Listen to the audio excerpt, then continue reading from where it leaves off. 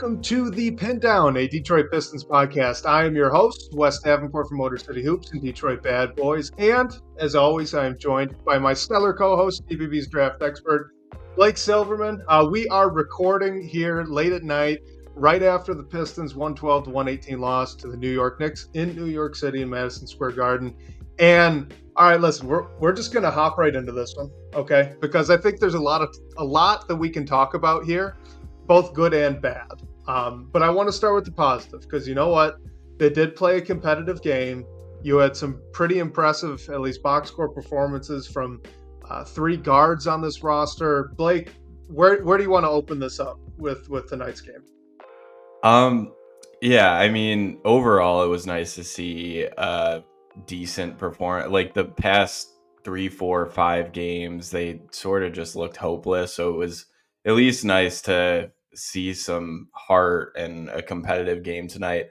What stood out to me the most, I think, and I mean, Cade and Killian Hayes both looked great. And I think what stood out to me initially is that Killian hasn't started the past few games after dealing with that shoulder injury. He came in, it allowed Cade to play off the ball a little bit more, and they look great. Like it opened some easy looks for Cade, allowed him to move off the ball.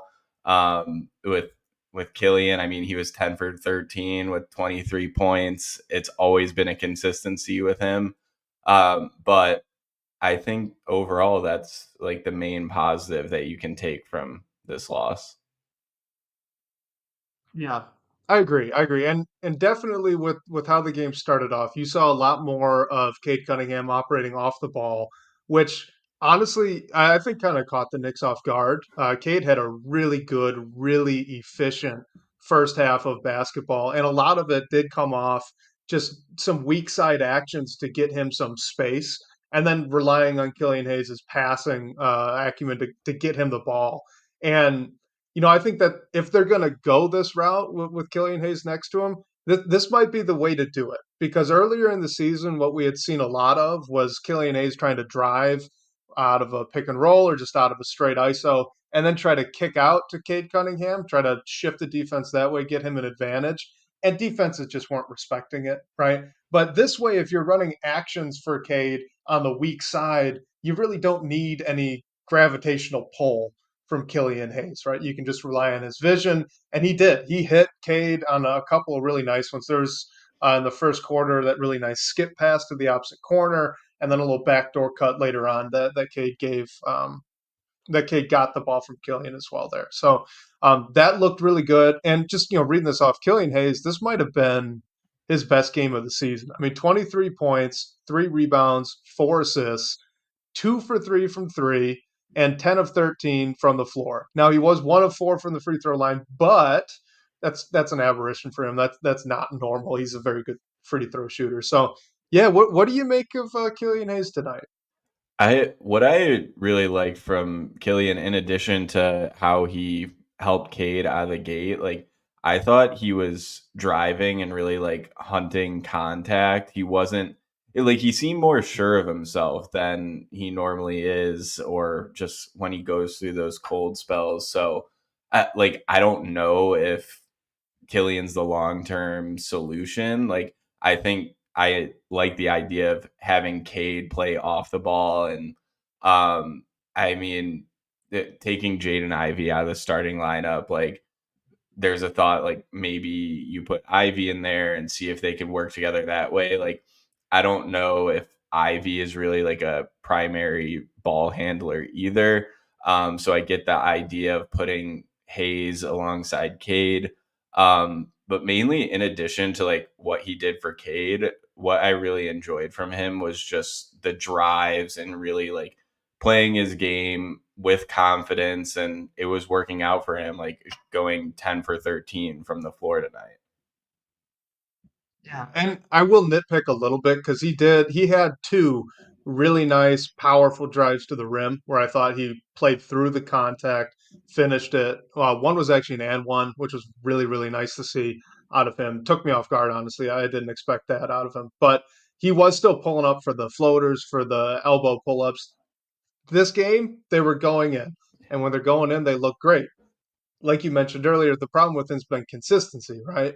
So like long run or even just Saturday against the Cavs, if he starts again, I'm not sure you can bank on the mid range dropping at the rate that it did against the Knicks, but I am pretty confident that you can count on his playmaking and passing vision to really help set up Cade Cunningham with some easy buckets, which is something this is the first game this season that Cade's had a couple of easy baskets, not self-generated.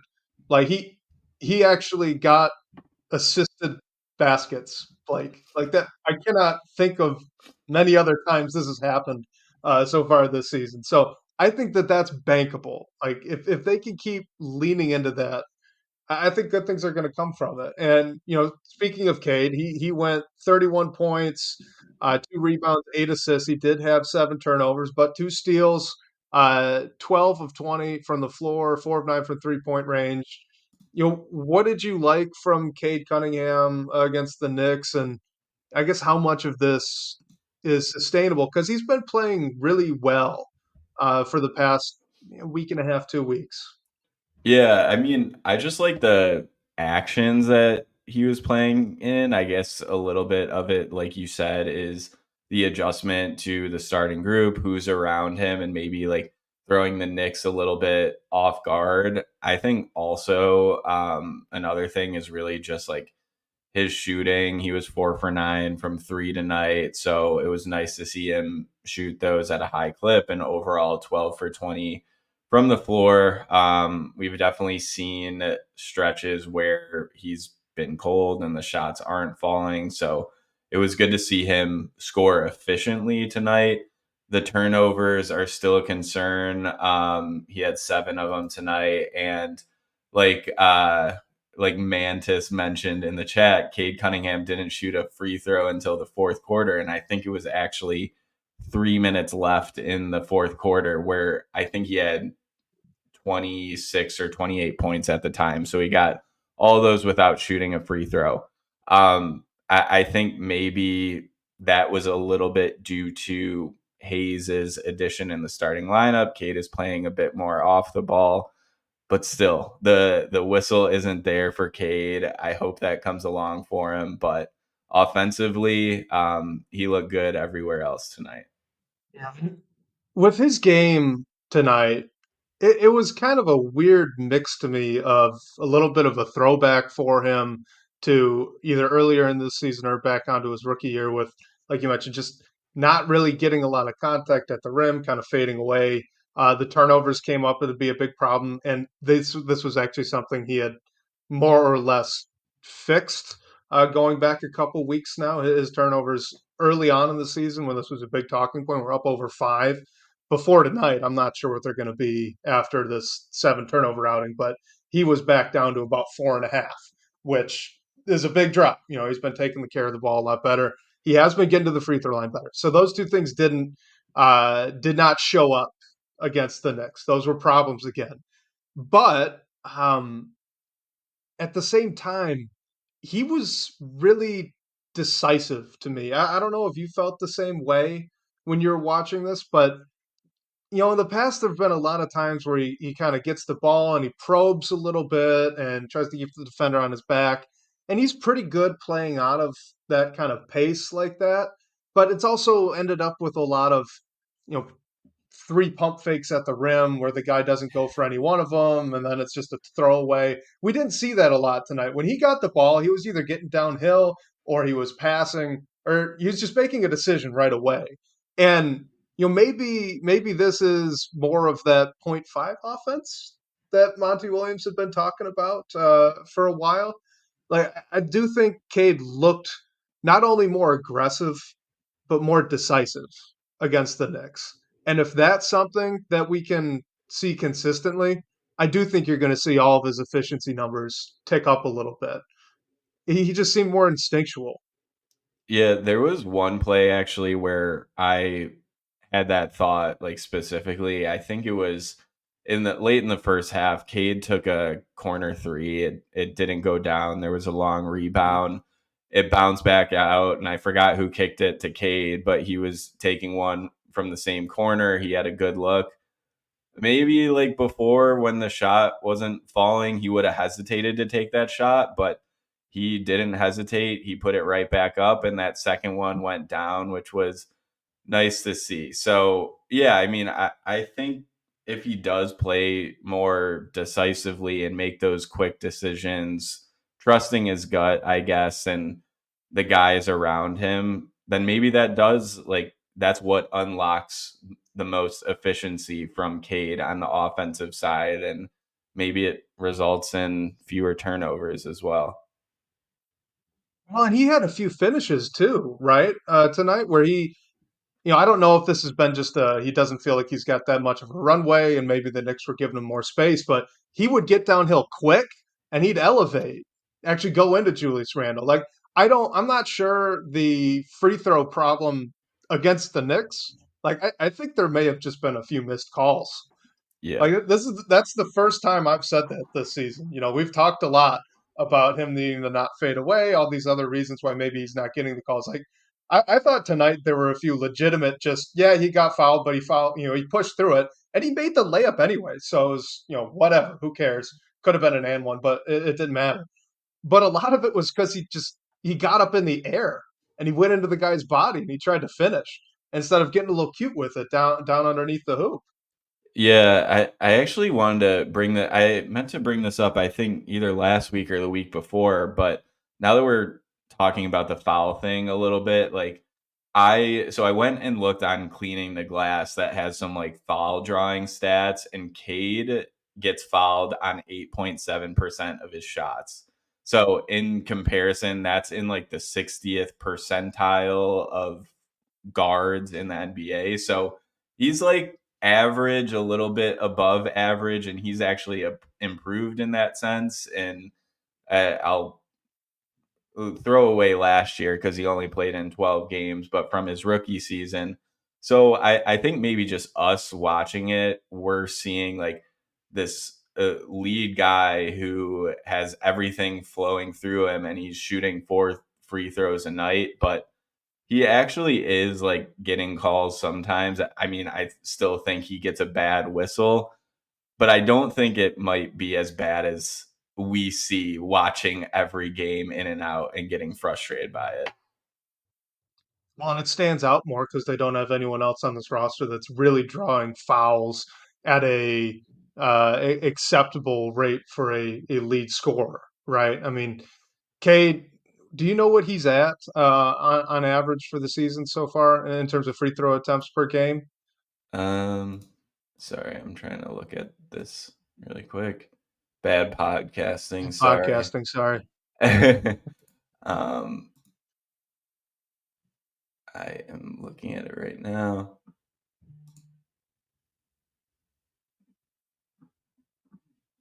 Okay, he is at 4.2 free throw attempts per game this season so far. Yeah. So that's what I was going to guess, and what I was going to say there was, long term, I'm not sure how much higher he really needs that number to get. He just needs to actually shoot the 4 to 5 free throw attempts per game. He's been kind of a roller coaster on this so far this season. But, to your point, it stands out when there's no one else that can do it. And I think that's kind of been the story of the season so far. So before we get too far into a couple of the problems, we'll call them problems tonight against the Knicks, let's shout out really quickly Marcus Sasser because that man's been in a slump for a while now. This entire losing streak, so essentially the month of November, he outside of a couple of games where he's looked good, his shot's just not been falling.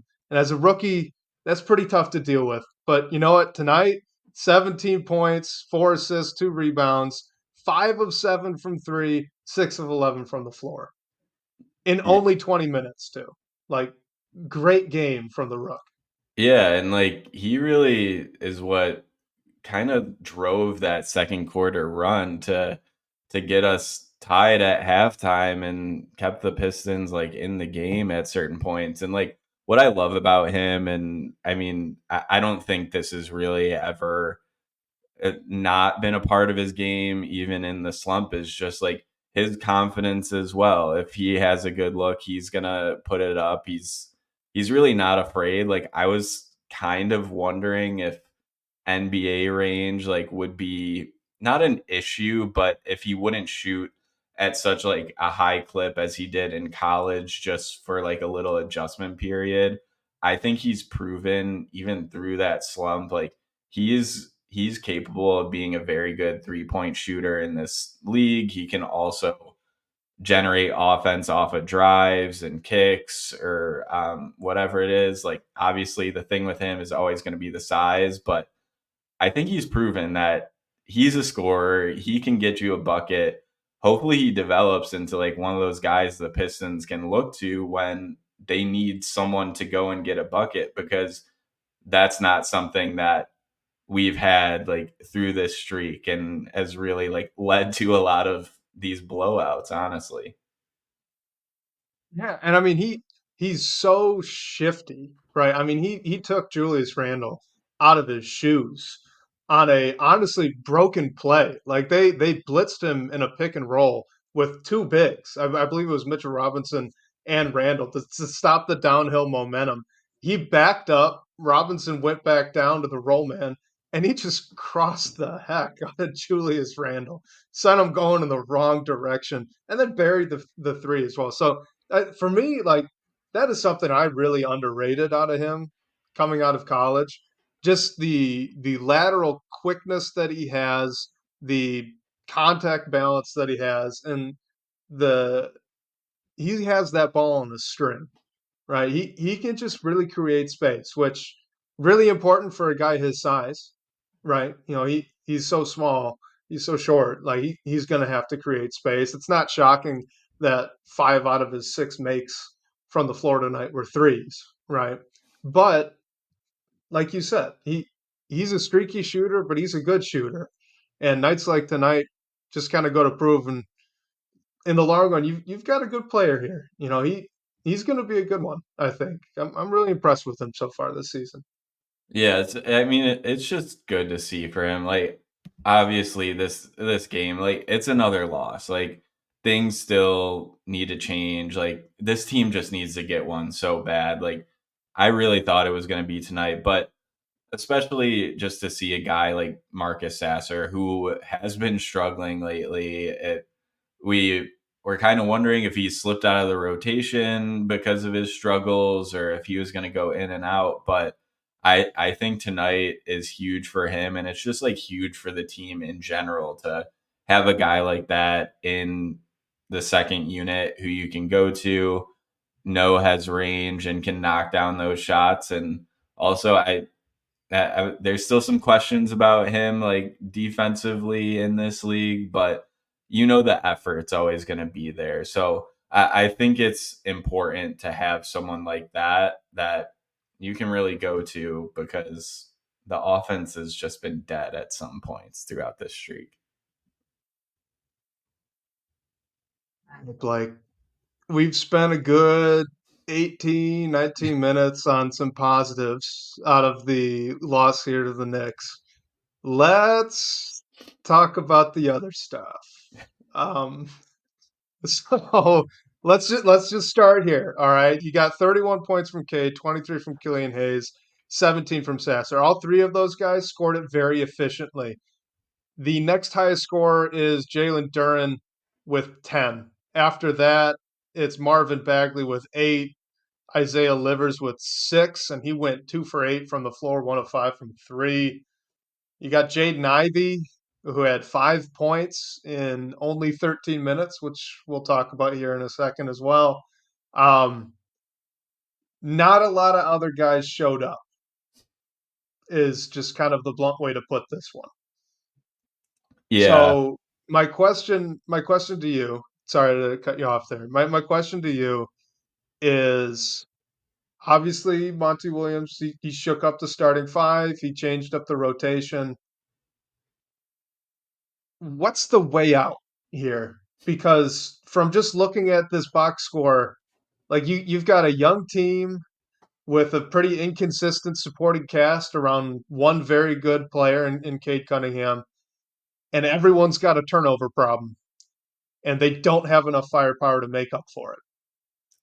Yeah, I mean, I don't know if there's an easy answer to that question, but at least tonight, what has kind of stuck out to me is Isaiah Stewart. And like I know he's the heart and soul of this team. Like he's shot the ball better this season. Like he's still not getting the respect that he probably should on the 3-point line, and that might not ever come, which limits the team in other ways. But I don't there's still like we talked about his turnovers a few weeks ago, and I think with him, I mentioned it's just about doing too much, and I noticed tonight he seemed like he didn't really make up his mind what he wanted to do. He ended up like putting the ball on the floor, which led to like a turnover or just empty possession. I don't know. Like, I'm really interested to see when Bogdanovich is back potentially Saturday against the Cavaliers. Like, if we're assuming that he is slotted into the starting lineup, like who are we taking out? Is it Livers? Is it Stewart? Is it Hayes? I mean, I think if you just replace Stewart for Bogdanovich, like that's gonna give you the spacing that you need, and also allows Cade to like play off the ball if you keep Hayes or even put like a Marcus Sasser in there or something like that.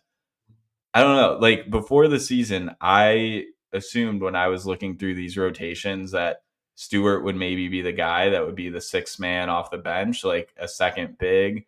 I don't see Jalen Duren like coming out of the starting group when he's healthy. So it seems to me like the playing Stewart at the four, Duren at the five might uh, I don't want to say is fully like out of the picture, but it might just not be working right now. And put in a Bogdanovich for Stewart or someone else and just see how the whole stew off the bench thing works. And maybe that unlocks the starting group to more scoring. How do you see it? So I think a couple things are true here with Isaiah Stewart. The first one is something you and I have talked about before, right? You know, you coming into the season, Isaiah Stewart is was really the only young player on this roster that you could look at and you could say very confidently, okay, I know what his role is on a winning team, and that role was the third big off the bench, right? Well, on this Pistons team, he's the starting power forward. So he's really overextended there. And I think I think that shows. I think it really shows that he's overextended. So, you know, you look at the stat line he put up tonight, 5 points, 7 rebounds, 2 turnovers, no assists, 1 of 4 from three, 2 of 6 from the floor, 32 minutes. Like, that's just not good. You know, you can't say he played great defense on Julius Randle. Julius Randle lit up this game. He played great. You know, it Isaiah Stewart is a very good role player, and he would have a role on 30 teams in this league right now. But he wouldn't be starting for a lot of them. So I do think that he shows that he's overextended there. And the other part of this is our guy here, YouTube user, says I think Stewart as a primary power forward, I think that's dead. It's over. Like it's not just about the shot. I've tried to stress that before, and I'm probably not done a good enough job about it. But he doesn't just need to shoot 38, 39, 40% from three to be a power forward in the NBA. Like he has to put the ball on the floor. He has to make decisions off the bounce. He has to guard the wing pretty consistently. Like these are all things he doesn't do well. And it's not his fault. Okay, it's not his fault that he can't do that at a starting level in the NBA because you know what? He has never in his life been asked to do that before. So this was always kind of a long shot experiment. And it was always, in my opinion, based on that he's got shooting potential, which he does. I mean, I know he went 1 of 4 tonight, but he's close to 40% on the season on good volume. He's shooting the ball well. Like the problem's everything else, and everything else he can't do as an NBA power forward, at least as a starter. So to me, Isaiah Stewart, he needs to be your backup combo big. I think you can play him at either spot. I just he needs to be a 5-4, not just a 4, which is almost all he's playing right now. I mean, I don't think he actually has played any minutes, or at least hardly any minutes, at the center position this year, except for when Jalen Duren was hurt. Like it's just not gonna happen. I don't think it's gonna happen. Right. And I mean, I think if you do put him into that second unit, like it helps because we're going to like Marvin Bagley as our backup big right now. I know Wiseman got some time the past two games. Like neither Mhm.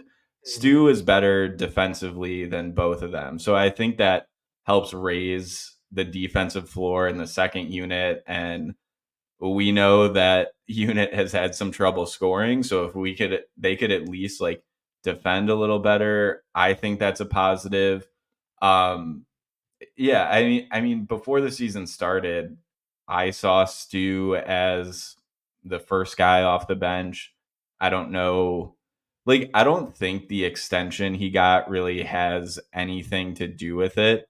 I still think that's a very good contract, and with the cap the way it is, For like I sure. think it's going to look like a value.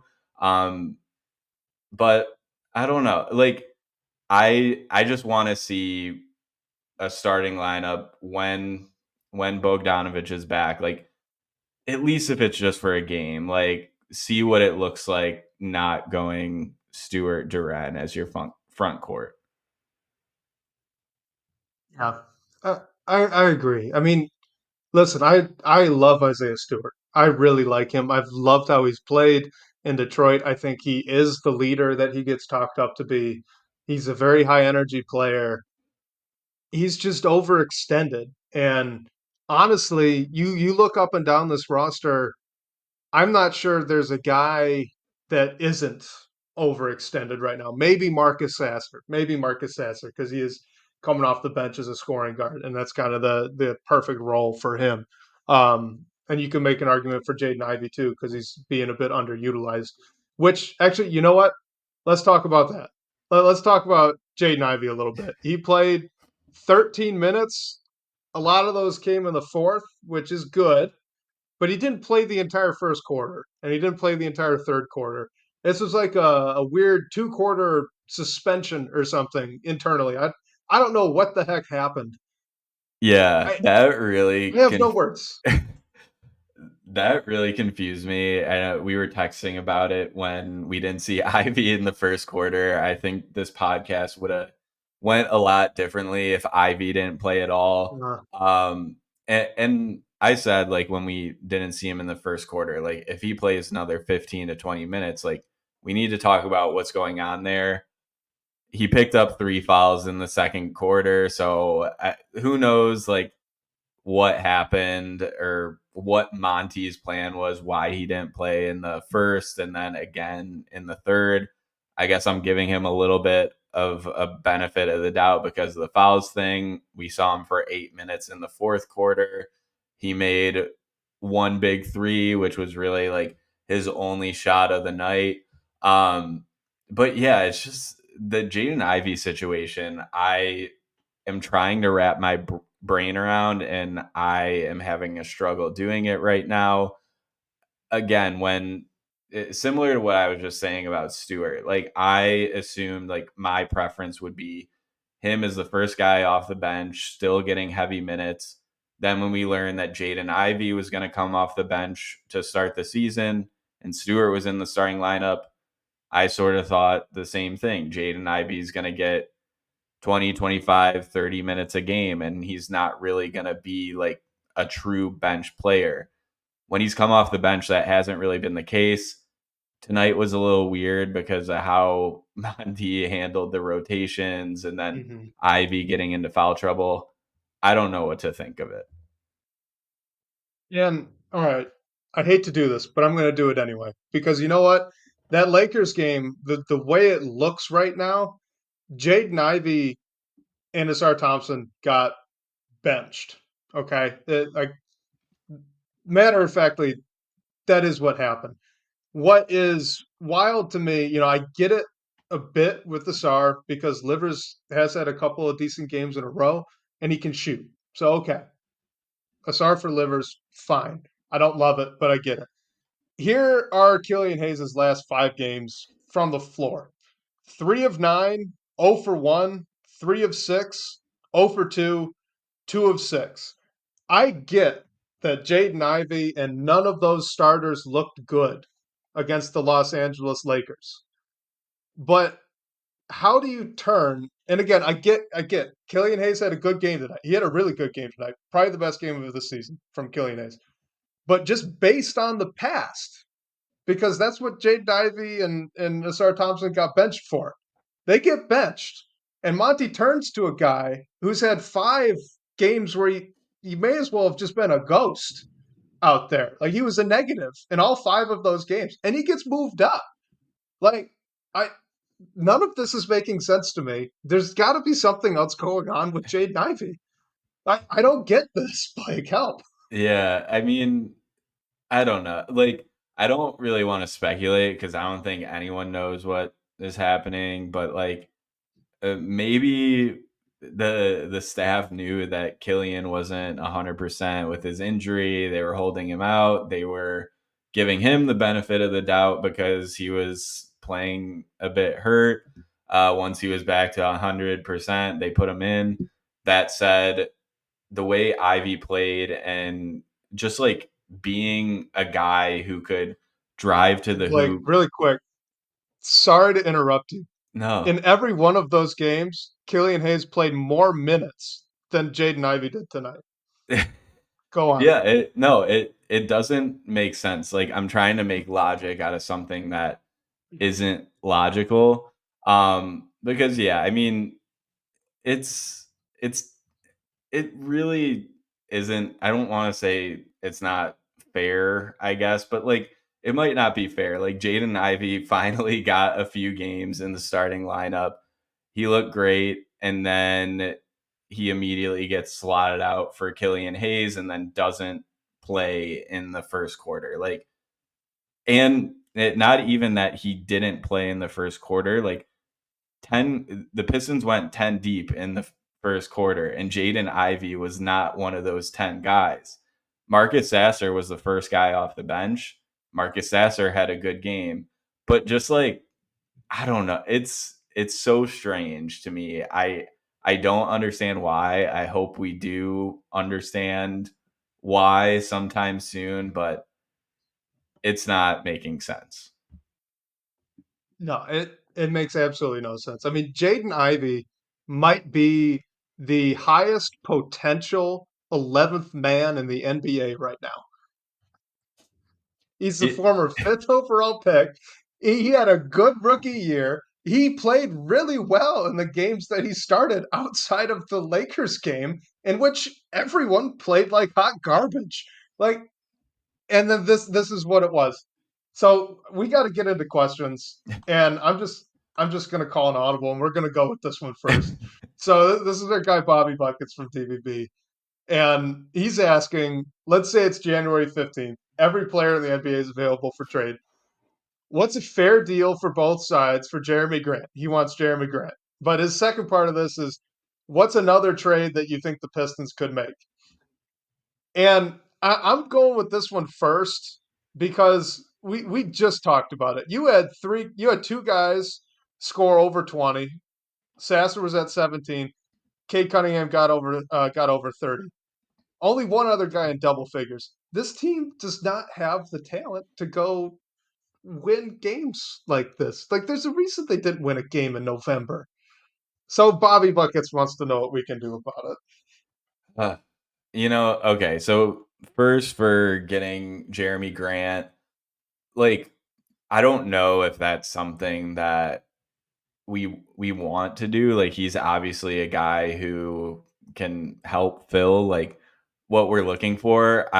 But he just signed like a 5-year deal and going like on a 16 game losing streak, I don't know if you're ready to commit $27.5 million for 5 years.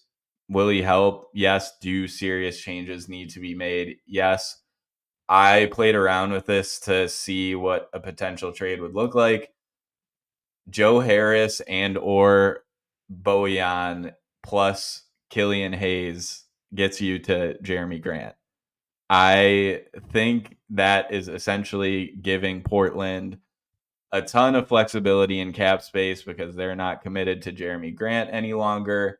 They can wash their hands of Harris or Bojan if they want to at the end of the year, as well as Killian Hayes. And also, maybe we have to send some like draft assets because I don't think you're getting Jeremy Grant for essentially just cap relief on the Blazers side. So that's what a potential framework looks like to me. I'm not sure if you had anything different.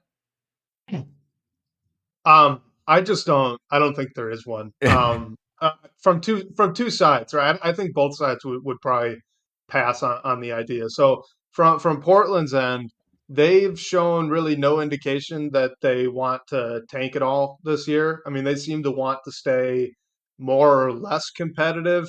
And if we're all being honest, I mean, this is not the year to tank. There's no Scoot, there's no Victor, there's no Zion, no Luca, no Cade, none of that.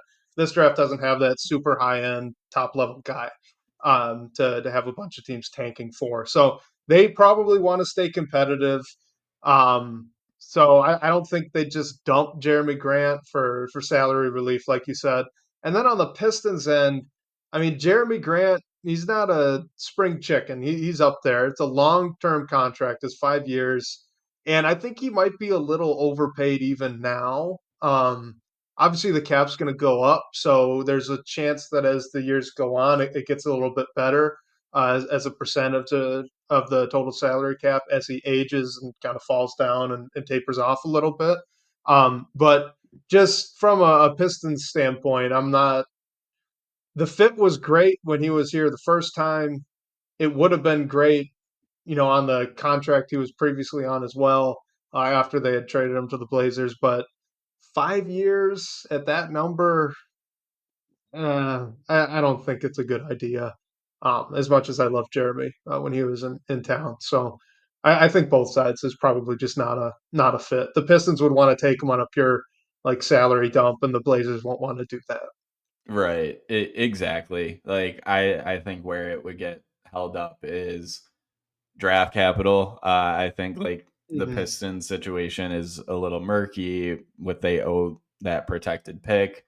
And with the way things are going, I don't think they're gonna want to give Yeah. up much to any draft capital, which makes things tough. Right. Agreed. So, what's another trade that you think the Pistons can make? And I'm going to shift this a little bit to just like names that you've got on a target list. Yeah, And I'll go first because I actually made one. I'll give you some time to think about it. For me, I've got what is this? 7 names here. So Zach Levine is an easy one.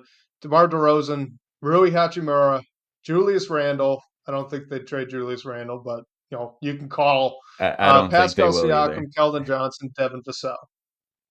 Yeah, no, I don't think they're moving Julius Randle, especially not the way the Knicks are playing right now. They're still a very good team. So cross him off then. I think those two forwards from the Spurs could probably be gettable. They're on pretty good contracts and they're not game changers, but they both can score. And maybe you can shift deck chairs on the Titanic a little bit with these two very bad teams, and the Spurs and the Pistons. Siakam, he would be a good fit there at the 4. Rui Hachimura is probably the easiest guy to get. He's a good scorer. He's not as good of a 3-point shooter as maybe you'd like to see, but he is average at it. And he can defend a little bit better than Bojan, and he's younger. So, I do think you could probably do the 1-to-1 Bojan for Rui in like a second, and the Lakers would probably think about it. Um, but I mean, if this is going to be the way that they use Jaden Ivey, How does Zach Levine sound?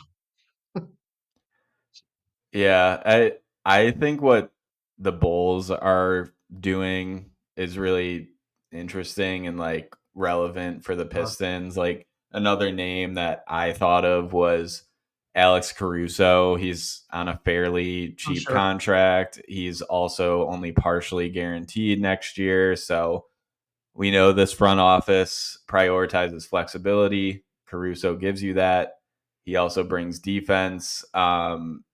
So I don't know. I don't really have like a wish list for this per se. I feel like I've tried to think about what could actually happen, and I think the Spurs forwards and maybe even like Devonte Graham over there is like a realistic trade that we can make. I was trying to like work around to see what a trade could look like. I couldn't really like figure it out exactly, but I'm kind of just picturing like Killian Hayes being sent to San Antonio and becoming like a great backup point guard in the NBA, which is kind of like a nightmare, but I don't know. It's just something I could see happening. The Spurs, Lord knows they need a point guard. So, I mean, maybe they would really have some interest in Killian.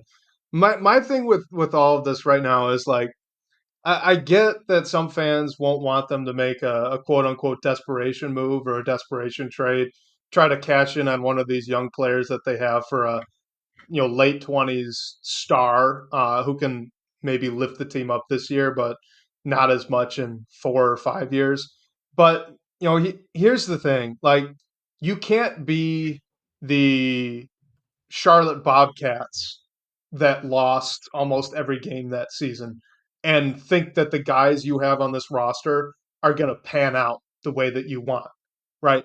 You can't you can't have multiple weeks without a win and hope that the guys you have are going to pan out the way that you want. Like, at some point, these guys are either going to need to start winning somehow or be elevated to start winning somehow, or the wheels are just going to fall off entirely. I mean, look back at that Lakers game, right? I mean, they got punched in the mouth after a nice opening 2 3 minutes, never recovered. They weren't running after the inbounds to get the ball in quickly. Energy was just drained because it's not for a lack of effort. These guys have just been hit so many times. This is almost the same roster as last season where they won 17 games and now they just rattled off a, what are we up to now? 15, 16 I game think it's losing 16 streak. now. Yeah, they didn't win a game in the entire month of November. Like, you cannot let this continue happening and think that Cade Cunningham's going to be an all-star one day in Detroit, because it's not. If this keeps up, that's not going to happen. Just full stop. So, in order, this is like the most circular logic that I've ever had, but I'm going to roll with it because in order to save the developmental process of whatever young guys you can keep, you need to cash in for a Zach Levine, a DeMar DeRozan, a Calvin Johnson, a Siakam, someone that can come in and just get buckets and then It, hope for the best. yeah, like I like that. I'm just like not sure how realistic it is. I know. Like like are we gonna go and make a trade for someone who is like what Siakam makes like 45 million a year or something like that? I I was just thinking when I was like going through like a trade we could make, like I feel like it's gonna sound so inconsequential, but like I could just see it being like we're bringing in a Doug McDermott or a Jetty Osman to Mm. at least be like a veteran body that's healthy, like someone that can shoot the ball. Like it sounds sad, frankly, but like you said, we're at the point where something needs to happen. Like the past few games, however long it's been, the team is just like helpless. Really, like they get punched, they just lose everything, and there's no sense of getting back in the game. There needs everyone's saying like there needs to be changes, which I agree with. Like, what is that right now? I don't know, but I don't know. Maybe just like we can make a move where the assets that we have in house that aren't playing, like someone will take them on as a salary dump, and we can at least bring in someone that can contribute to this team to help us win a game at some point. No, I completely agree with that. And typically, I think those moves need to happen as well. Like, this might have to be a year where two or three trades get made, just to maybe get one really good player and then a couple other guys that can augment the roster and just kind of fill things out, so the rotation wise, right? But I'm with you on the something needs to change.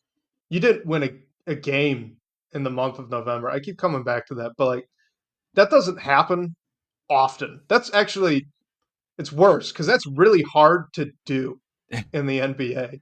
These guys are all ridiculously talented basketball players. Even on this Pistons team, they're all incredible basketball players, and they didn't win a game in November. You have to change something. I do have a question that I was thinking about today. If this same scenario, this losing streak, happened last year, like all of the situations are the same. Like, yeah, we don't have like Asar and Marcus Sasser, but if we're going through like a winless November last year with like the whole like the Wemby is the big prize at the end of the tunnel, like do you think the energy around like the team and the fan base is a lot more high hopes than it is right now?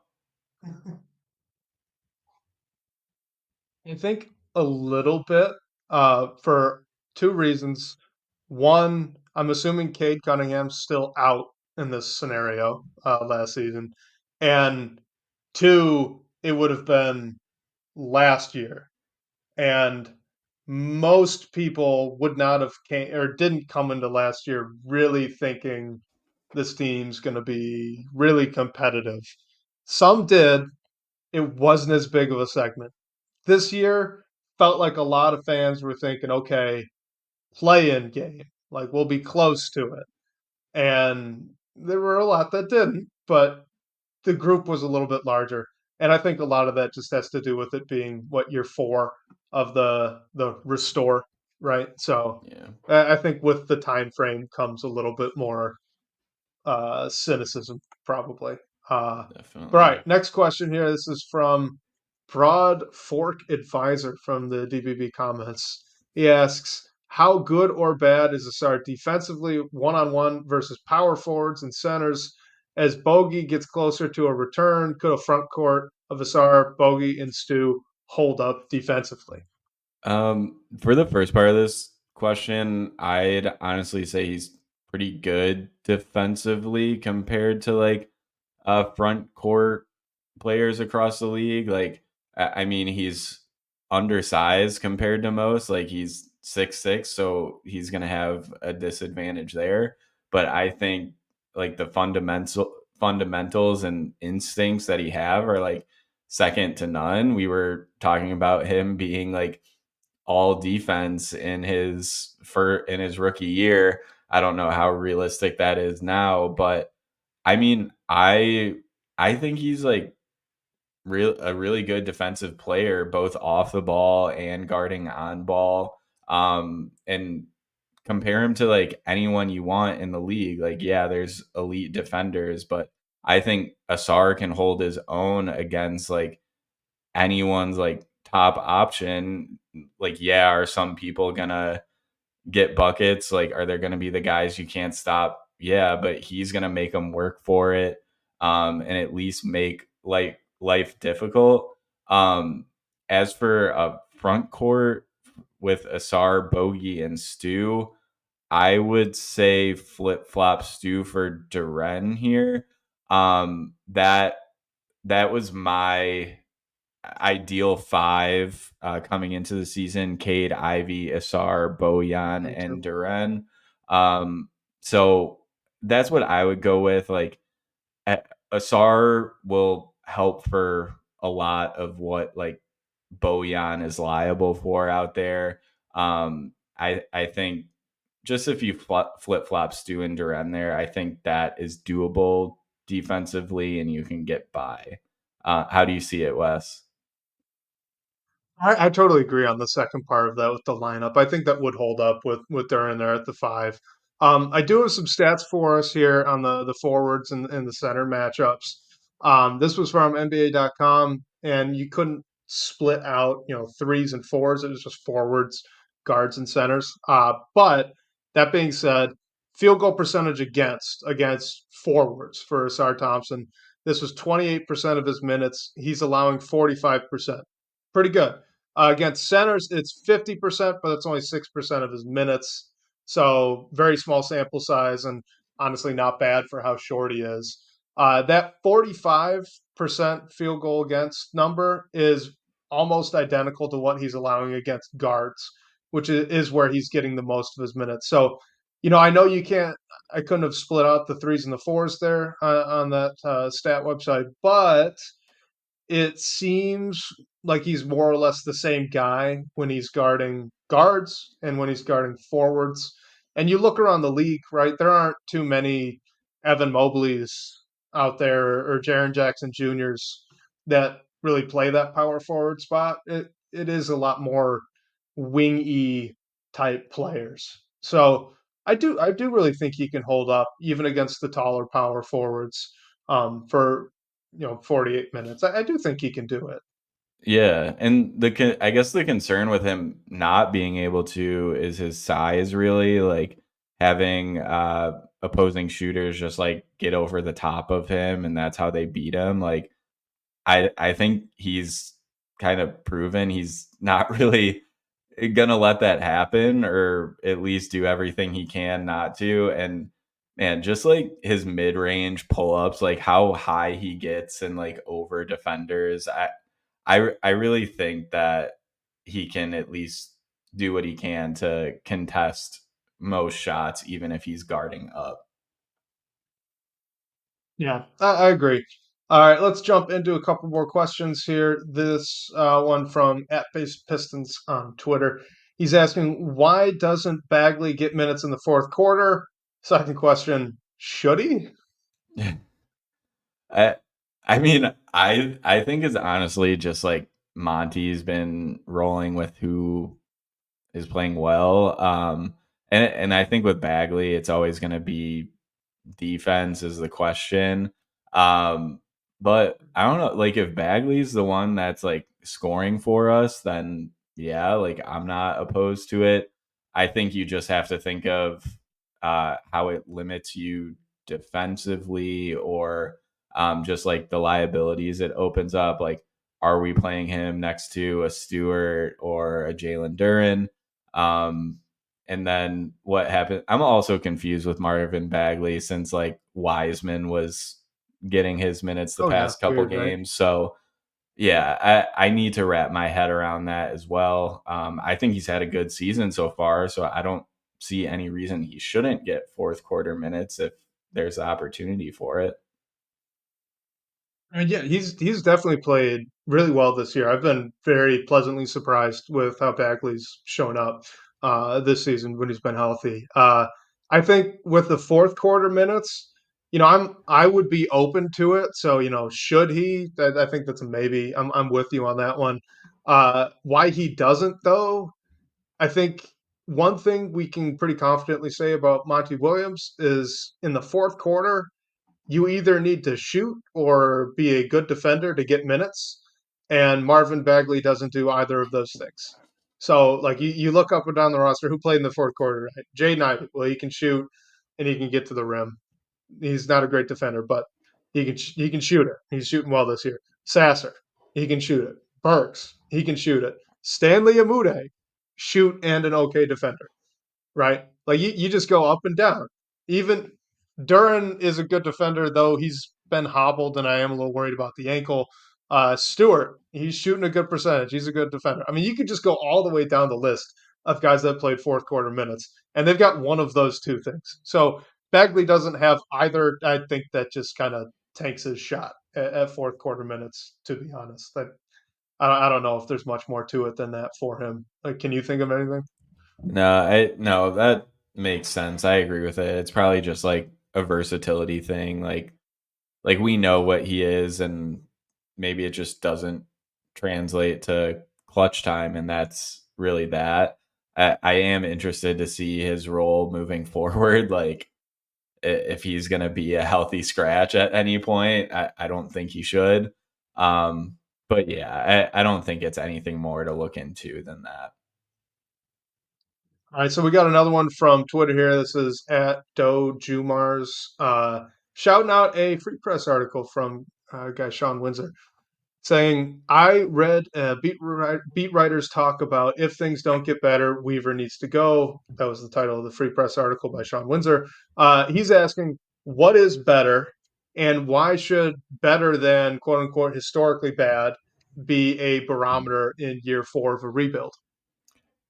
Tough Yeah, question. definitely a tough question. Also, yeah, it was just want to clarify it was like a column from Sean Windsor. Don't want our guy Amari catching any strays or anything like that.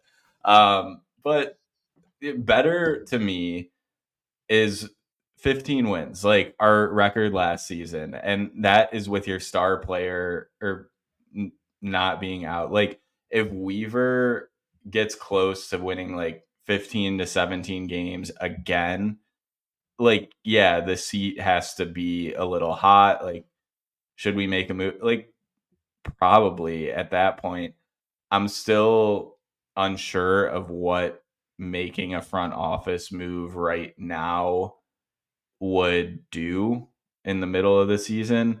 I just think like you have to see what's going on. Like if this team can improve, let Troy Weaver have the chance to improve it. If he doesn't do it, then maybe that's proving that he can't put this roster together. Like we've already seen that the personnel that's put together doesn't really work together. We don't have everything we need to even win a basketball game. So I think if you're not seeing improvement after last year, especially after your franchise guy plays in only 12 games last season, you have the worst record of the league. You get him back, you add a guy like Ausar Thompson. Yeah, there are some other injuries that are impacting things, but if you can't improve with the guy who's supposed to be the guy, I think that does say something about the front office, and that's like the barometer of being better, I guess. Do you see it any differently? Oh, I don't. I mean, I've been saying since the summer that if they don't win 20 wins, honestly, if they don't even get above 23 wins, like there are going to be some difficult decisions. I don't know if that's fireable per se, but it at least, tough conversations will end up being had if that ends up being the case. And right now, it sure does look like things are trending that way. Now, to your point about a front office move in the middle of the season, I'm with you, man. Like, you can't just do that. If you relieve anybody from their post right now, you're basically just signing this team up to ride a train into hell with no exits, right? Like there are jumping off points here. Weaver can make a few moves. There are, there's a lot going on in the NBA right now. You look at the Bulls, they're going to have a fire sale. He doesn't even have to go and get a guy like DeRozan, Levine, whatever. He could just get involved on the side of something like that, make an improvement on the margins of the roster. Like there's still a lot of season left, and there's a lot of things that can be done, and I get that, maybe if you're in the camp that they should fire Troy Weaver, you don't want Weaver to be the guy to make those moves. But if you remove him, then none of the moves are going to get made because you're not going to let an interim make any decisions here. So your only shot right now is to give the guy some time. And if you get into the offseason and you've only won 18 games, then okay, maybe it's uh-oh time and some decision has to be made. But at least for now, like I said it earlier, this team, if they want the young guys they have to make it to the other side, they can't be this bad. The only way that they can not be this bad is if their GM starts making some moves. You need a guy there. You need a guy to make the moves. So I'm 100% with you. Now is not the time to make a change. I get it. Fans are emotional, but this is not the time. Yeah, and just to be fair to like the to Sean's article that we're referencing, like his point, if things don't get better, then Weaver needs to go. He was saying like if we really are this bad, like we're on pace for I don't even know if we're on pace to win 10 games in this season at this point. But the point was if that's the case and like that's how you finish the season, like do you want to let Troy Weaver manage another draft? Do you want him to have full management of all the cap space that we have and another off season of setting it up? So just wanted to be clear and be sure we were Yes. clarifying that as well. Yeah, absolutely. And it was a great article. You guys go read it. Sean does great work there. So, all right, let's do a couple quick hitters before hanging it up for the evening. This is from our guy HR Morose on Twitter. Quickly, any interest in Carl Anthony Towns, Blake?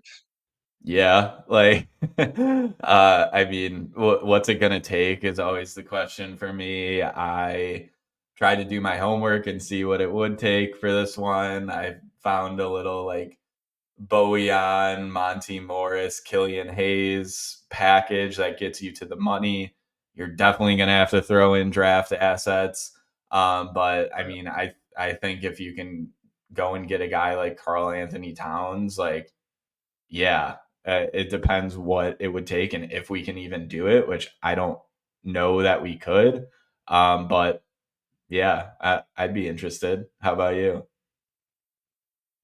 The short answer is yes. And I think just on like a blanket uh thought for all of our listeners that are going to send in some questions on like hypothetical trades, because this applies to Zach Levine, Pascal Siakam. If you look at these guys and you go, okay, they're definitely all stars and they're borderline all NBA guys. Would you be interested? Yeah, definitely. Definitely would be interested. Do I think it could happen?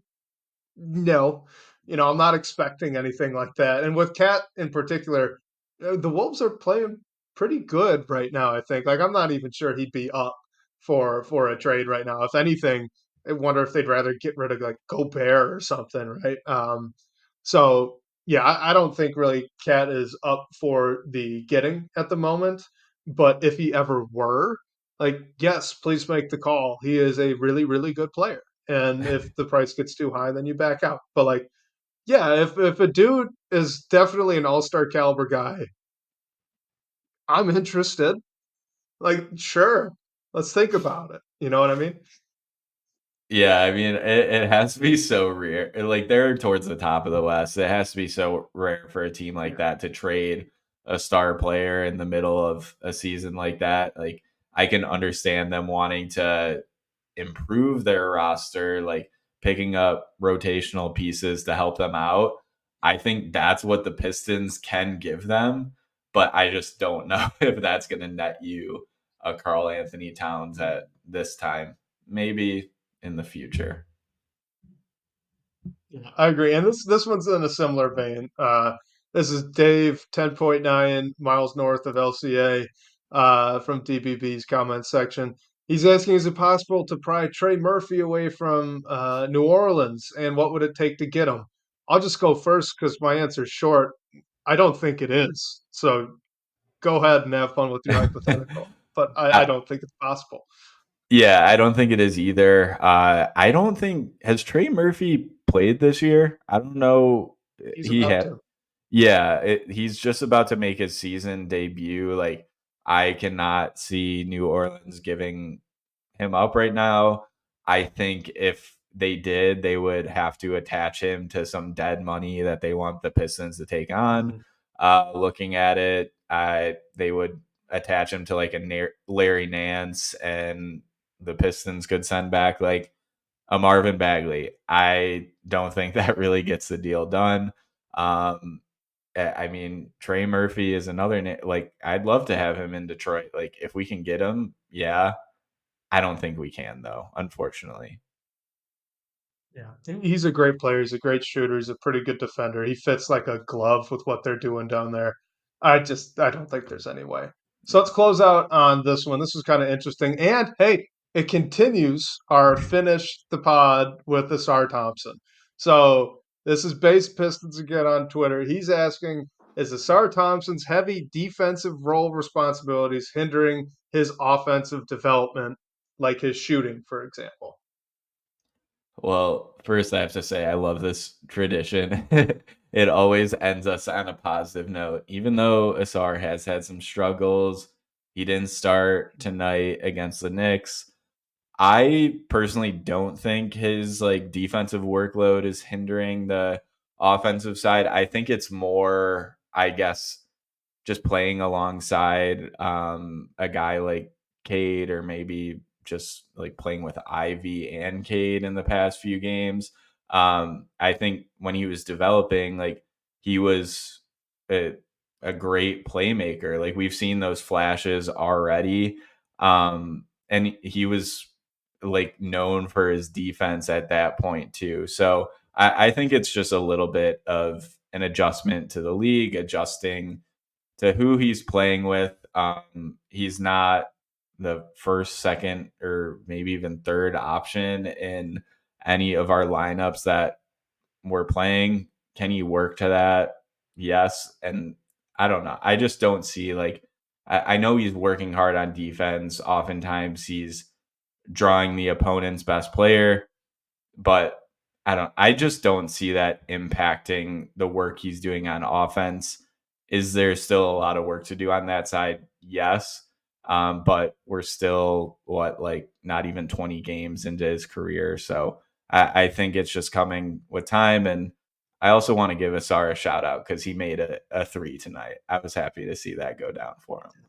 Uh, but yeah, He did make the three today. what do you think on this one? I think I'm with you that the answer is no. I don't think it's really hindering his offensive development.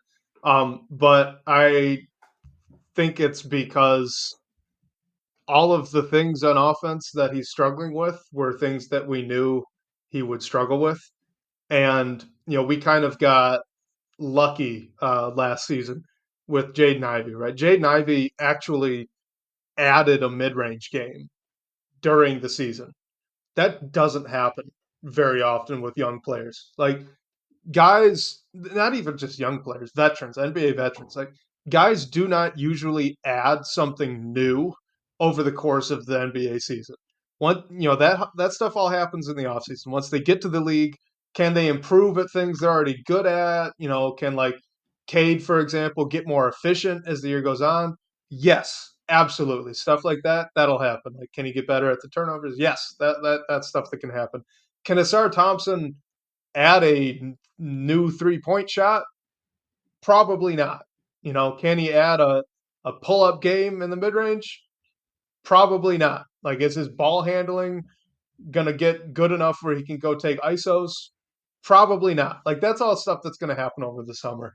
So I think you just look at him and it's not because he's expending so much energy on defense that all of these problems are popping up on the offensive end. These are just problems that he has as a player. And we knew that coming in. And it doesn't make him any less of a good prospect, right? Or any less of a talent on the court when he's playing. It's just he's a young player. He's got warts. He's going to work on them. I just don't think it would have ever been reasonable to expect him to develop those things during the year anyway. So no, I don't think it's getting in the way. Yeah, definitely. I mean, we knew what he was going to have to work on when we drafted him. I think we're just seeing it now, and it's going to take some time. And I don't know. I know he's had some struggles recently, but still can't say enough good things about the guy. Oh yeah, absolutely. And even tonight he didn't have his best game, but he was still an impactful defender. So we got to keep giving him his flowers for that. because it's hard to do as a rookie, you know. But Yeah. all right, we've gone long enough. Like this felt good though. You know, they did play a competitive game. It was a close loss instead of a blowout. Kind of a backbreaker that they didn't get the win, but they did have 20 turnovers. Like I guess you take the good and the bad. Yeah, it's good to talk about it. I mean, it's been tough. Like shout out to you, shout out to everyone who's watching, and just the fan base and everyone for getting through this. I mean, hopefully they're bound to get a win. It almost came tonight. It definitely hurts that it They're not going to wasn't. go 2-80. Yeah, I mean, if they do, I could definitely say that Troy Weaver would probably be fired in that situation, but I they're think not. everyone would be fired in They're that situation. they are going to win a basketball game, hopefully at some point soon, so we can talk about what was good, what it means, and how they can build off it. But yeah, we'll be back same time next week. Thank you again for everyone who tuned in. Special thanks to Sean Court, managing editor of Detroit Bad Boys, for supporting the show. Shout out again to everyone who joined us live, and whether you're listening to us on your commute, we'll catch you next week live with us here on YouTube or wherever you stream your podcasts. We can't wait to talk more Detroit hoops with you all.